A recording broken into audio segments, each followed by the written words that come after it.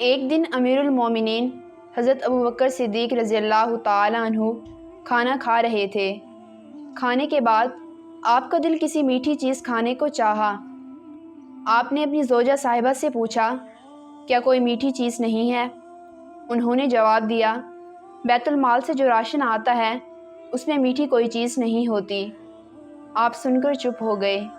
چند دن بعد آپ رضی اللہ تعالی عنہ نے دیکھا کہ دسترخوان پر کھانے کے ساتھ حلوہ بھی موجود تھا، تو آپ نے اپنی زوجہ صاحبہ سے فرمایا، تم نے تو کہا تھا کہ ہمارے راشن میں میٹھی کوئی چیز نہیں آتی، تو پھر آج حلوہ کیسے بن گیا؟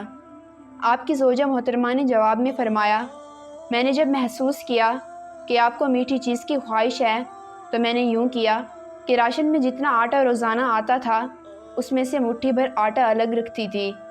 آج اتنا آٹا ہو گیا کہ اس کے بدلے میں نے بازار سے کھجور کا شیرہ منگوایا اور اس طرح یہ حلوہ تیار کیا۔ آپ رضی اللہ تعالی عنہ نے حلوہ تناول فرمایا اور زوجہ صاحبہ کا شکریہ ادا کیا۔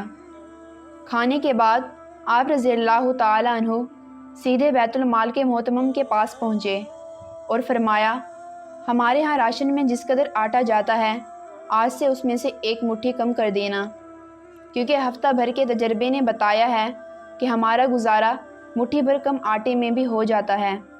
یہ تھی مدینہ کی ریاست اور مدینہ کے خلفاء۔ آج کے دور میں اگر اس کا عشر عشیر بھی مل جائے تو غنیمت ہے۔